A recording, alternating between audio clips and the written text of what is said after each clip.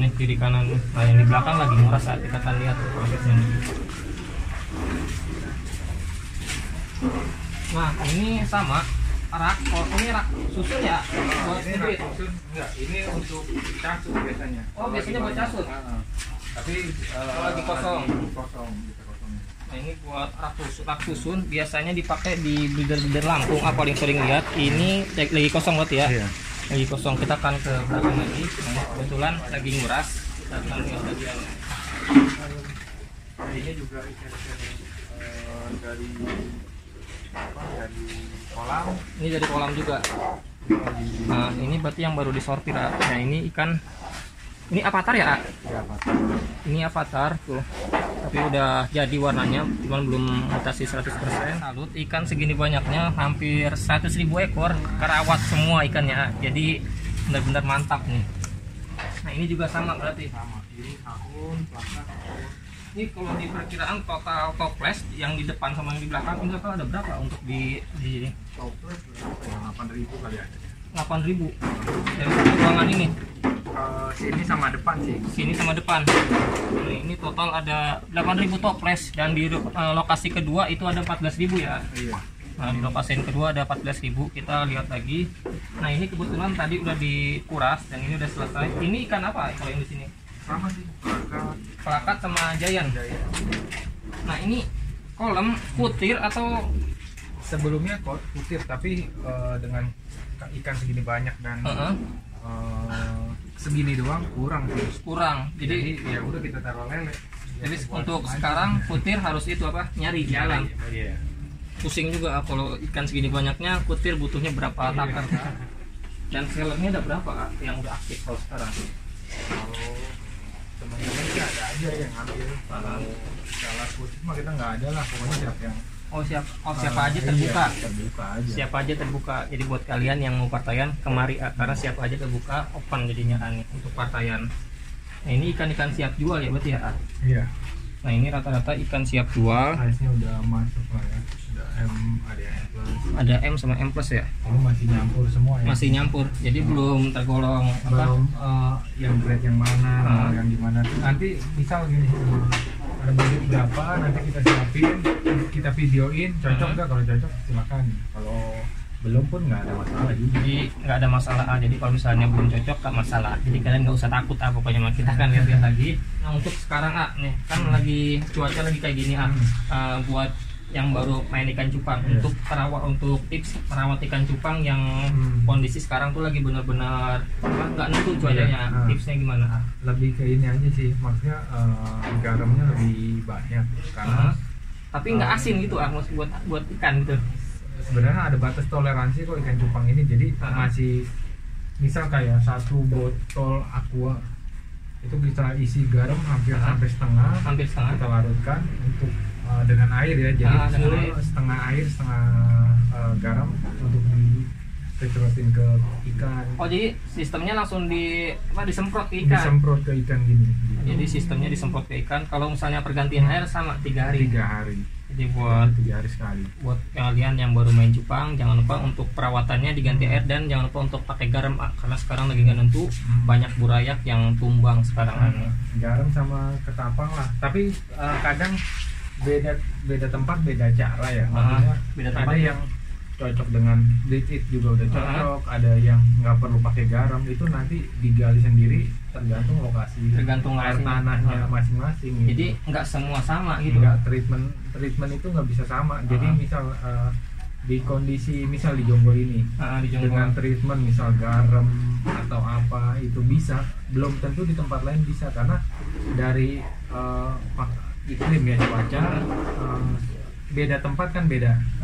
Terus pH air, kadar air itu pH beda-beda. Iya, lokasi kan beda-beda ya. lokasi beda lagi. Terus ya dua faktor itu sih yang cuaca, iklim sama air yang berbeda ini yang nggak bisa diterapin di tempat lain. Tapi kalau untuk pakan, cara bersihnya apa itu bisa dipakai. Itu bisa dipakai. Benar. Tapi kalau untuk treatment itu beda. Jadi air misal air di daerah tertentu pH-nya udah bagus, misal udah netral, udah 7.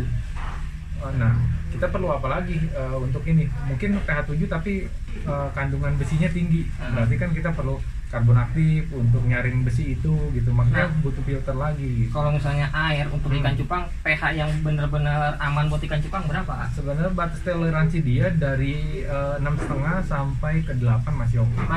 Masih oke. Bagusnya sih main dari 6,5 aja, karena dari batas terendah dengan diisi ikan itu pH kan cenderung naik, dia akan naik ke 6,8, naik ke 7. Nanti setelah udah sampai 7 kan kita udah ganti air lagi, jadi ikan nyaman terus sih. Nah, ini tips juga buat kalian, ilmu juga buat kalian yang baru main cupang. Jadi buat kalian kalau ikannya mati jangan patah semangat, karena barusan dikasih tip langsung dan kita akan lihat-lihat lagi nih Ani. Masih banyak ikannya, beneran kagak bohong, banyak ikannya. Segini banyaknya ikan masih kurang nih. Lagi proses pergantian air, jadi proses pergantian airnya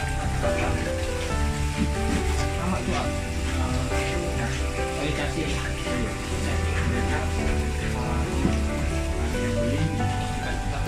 Oh di sini juga kalau ada imitasi dikasih kayak juga.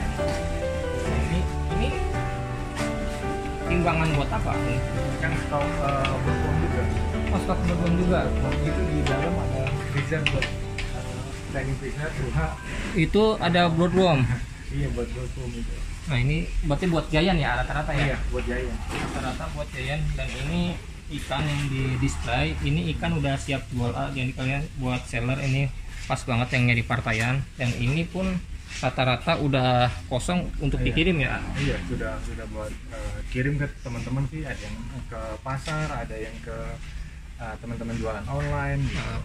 Nah untuk kontes sendiri langsung turun ke kontes atau ada yang handle gitu? Nggak pernah turun kontes. Biasa kita support teman-teman aja. Oh biasanya support teman aja yang main kontes. Yang suka main kontes kita kalau lagi ada barang kita tawarin, coba ini masuk nggak? Kalau masuk terus harganya cocok ya silakan dibawa gitu untuk dikontesin. Andai nggak cocok pun nggak ada masalah juga. Gitu. Nah itu di sini banyak banget ikannya, ada ikan kontes pun ada, jadi ikan buat reseller juga ada. Tapi kalau rata-rata giant di sini udah yang siap jual rata-rata buat seller di BO berapa? Pasti BO5. Pasti kita BO5. Biasa jual BO5 karena kalau BO kecil kan banyak kasus orang kecewa kan karena beli bahanan dengan harapan murah, mulur gitu ya. Mulur tahu enggak geno taunya gitu. Itu banyak kejadian gitu. Makanya kalau pengen beli giant udah beli di batas minimum aja 5 cm. 5 cm itu udah aman untuk giant. Iya, karena kan memang standarnya minimal kan 5 cm giant itu. Standar minimal 5 cm buat kalian yang mau nyari giant. Kalau kalian mau beli giant minimal tuh BO5 karena gue saya pernah beli giant BO-nya 4 cm masih baby dibilang. Dan dirawat tuh digentong tuh nih kalau kalian lihat nih. Ini digentong, saya rawat digentong segitu selama sebulan. Itu mulur cuma 4 mili, mentok di 4,5 dari BO nya 4,1 mili lah. Itu udah sebulan agak gede-gede. Itu berarti geno. Itu udah sebulan lah ikannya. Jadi dirawat nggak mulur-mulur. Banyak kan begitu sih. Jadi lebih amannya ya, makanya beli giant ya yang udah pasti. Mendingan yang udah pasti.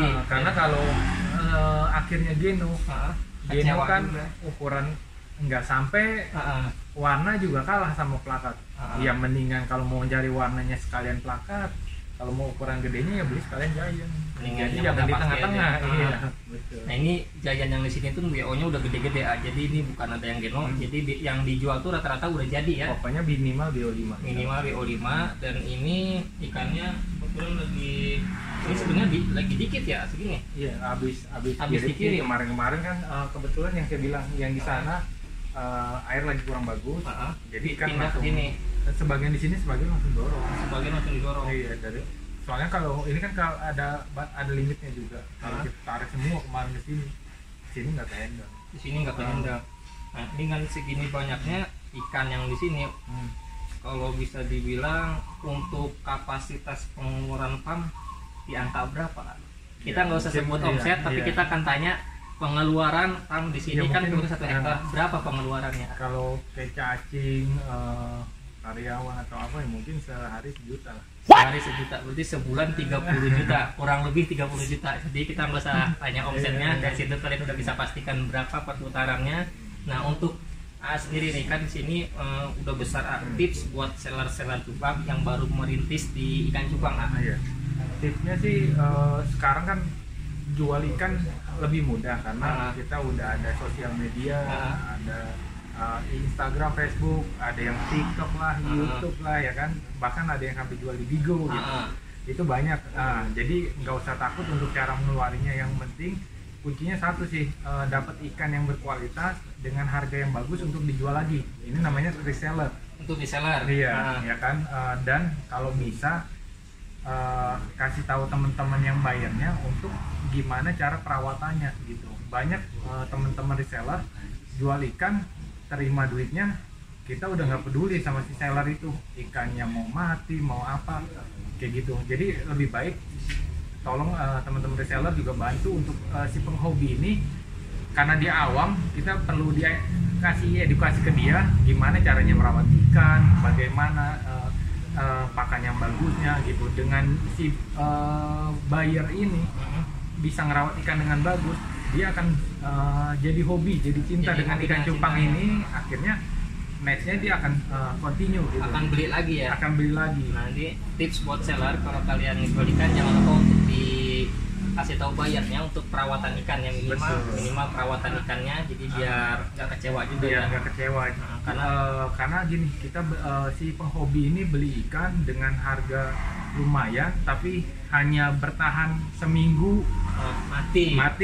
Mungkin besoknya dia masih penasaran beli lagi. Kalau udah 2-3 kali dan mati, dia akan nggak cinta dengan ikan cupang ini, dan akhirnya ya udah gitu ya aja udah ya. Selesai, dia nggak bakal hobi lagi. Berarti kan berkurang satu tunas kasarnya, ya kan. Jadi andai kalau semuanya seperti itu, otomatis kayak pohon yang tumbuh tapi nggak ada tunasnya, akhirnya kan buat berkembang tumbuhnya nggak lambat ya. Karena ada penghobi baru yang mungkin dia pengen ternak, ikannya mati.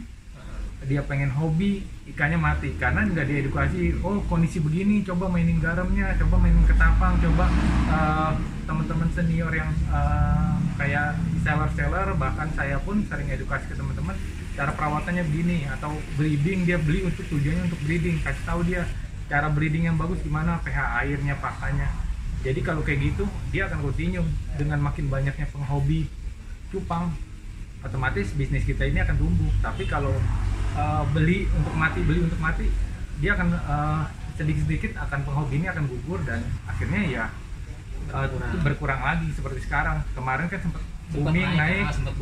Sekarang kalau penghobi ini yang baru mau cinta dengan ikan cupang ini tapi ikannya mati terus, gimana mau cinta ya kan? Udah baru hidup, baru ngerawat seminggu kuncup, seminggu mati.